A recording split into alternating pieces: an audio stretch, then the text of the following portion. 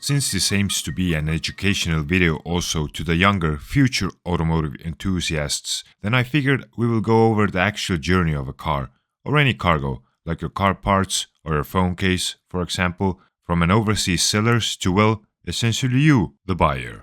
Those bars on the drawing are to describe aforementioned Incoterms. I'm not here to explain what Incoterms are, but I'm using this graph as just to give an overview of the logistical chain of importing a car. Incoterms are more of a tool for someone working either in procurement and or logistics. Nor do I think I'm the suitable person to do it. But in very general fashion, without making any final conclusions from it, the customer or buyer is blue. So the longer the seller's green responsibility expands, the better for the buyer. But if you are planning transport for a car you bought, always ask service and price for said service to the point the car is either delivered to you until door, or if you can go pick it up yourself, then free and release to pick up, meaning all parties we are going to start discussing based on this schematic are paid and their requests fulfilled, especially your country's customs and or tax agency. First party is the seller. It can be any entity. You can obviously buy a car either from a company or a private person. As an example, in case of Japan, it is highly unlikely your car purchase will be directly from a private person, but rather from an auction house. In the case of USA, I would guess it is more likely you will be buying direct from a private person, but obviously these days insurance auctions are a popular place to buy cars from. Most of the transports are not direct. There can be reloadings and warehousing in between. In case of a container, as we established, there are multiple options for the first mile, and these options can alternate themselves depending on where the cargo starts moving from and the service provider. As is the case with where I'm narrating this video from, Estonia, the largest container ships do not dock here because the volume of cargo arriving here is never that large. Estonia is serviced from larger ports in Europe, like Rotterdam, Antwerp, or Hamburg, for example, by smaller ships called feeders. Same principle applies to Ro-Ro, because not every connection is a direct one. After all, cars are being bought all over the continents. When my C5 Audi RS6 Avant was transported to Canada, my friend Ander drove it to the company transporting the car where it was loaded into a container. Technically, same thing, but on a small scale. From my garage 15 kilometers to the company transporting it. Before it was loaded into a container, it already had one leg in, although under its own power. Same goes to air transport.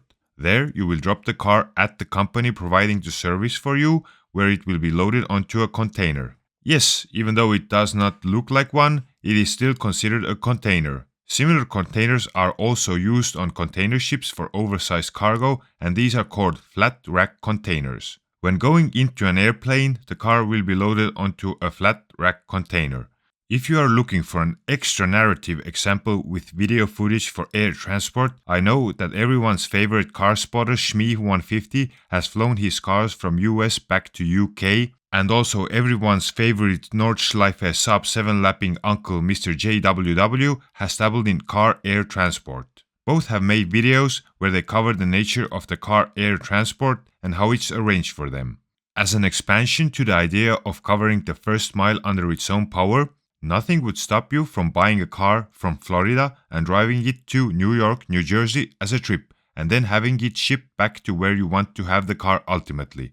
It is possible that you yourself will fly out and deliver the car driving yourself to the loading location either for Ro-Ro or container transport as an adventurous option. In the case of Ro-Ro, the car can be delivered to the port. In the case of a container shipment, someone has to load the cargo into the container before it can be dropped off to the port manager / port managing company / port authority, depending where you're from, how it's called. Note that loading into a container takes some knowledge and skill, which really cannot be done just by anyone. A private seller most likely does not have the know-how required to do it. So for container loading, by default, someone with experience is required to do so. Port manager will handle the cargo from there, either load it onto a Ro-Ro vessel or the container onto a container ship. Somewhere in between is obviously customs, and in the case of a container, there may be extra checks conducted if your container is the lucky one. I will also note that as soon as the vehicle or container has been handed over and it enters port territory, no third parties are allowed near the cargo anymore. Port territory is an enclosed secure area for handling and loading cargo. Think of security with guns, angry men and dogs and so on. Once the car arrives to the final destination, in the case of Ro-Ro, it will be loaded onto a lot where it will wait for the customs clearance. In the case of a container, it will be handled by the port manager within port territory until customs clears the cargo. Then you can either pick up the car or the container for further transport, or you can already access the goods in a designated area. When the goods are released for pickup, if the case may require so, a container can be also delivered to door for you. To door means wherever you may require it, and it is possible to deliver with a semi-trailer truck. For this, there are special side-loader trailers which can load and unload the container. I will again note that the shipping line owns the container and the container must be returned, so in such case the container has to be loaded and then returned to the previously agreed upon point for the shipping line. Obviously, the shipping line is happy to charge extra from you for whatever the case may be of keeping the container occupied longer than it is prior agreed upon in the initial transport contract. I will finish this part with mentioning some key aspects about the business side of logistics so you would gain a little insight where logistics companies make money. With containers, shipping line will rent you the space in the container and offer you the transport service for the said container. You don't become the owner of the container, which is very much a property of the shipping line, and they are also happy to charge for the misuse of said container, broken, dirty when returned, etc. One aspect of business model in logistics is charging for every deadline broken by the client, like agreed upon loading and unloading times. If the transport is waiting because of you, be ready to pay. Unless agreed upon otherwise, which always makes the service more expensive, all times are estimated. Unless you're paying for transport where there are fixed deadlines, you will be given estimations which can be just that. Unless you will pay extra for insurance like whole risk insurance, your cargo is only technically insured. None of the parties involved in the transport are interested in paying out claims, and every party will investigate and challenge every claim. This being said, do not misunderstand me. Logistics works within internationally agreed upon frameworks, legal systems and rules, but this is just coming from someone who has had a little glimpse behind the curtains. If you want to know more about the legal frameworks, you can read upon on CMR Convention for road transport, Hague-Visby Convention for sea transport, and the Montreal Convention for air transport.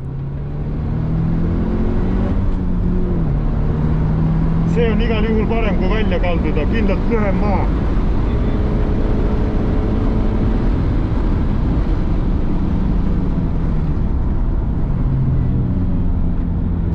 Esimene skalp on käes, kollasest Perseust oled vähemalt.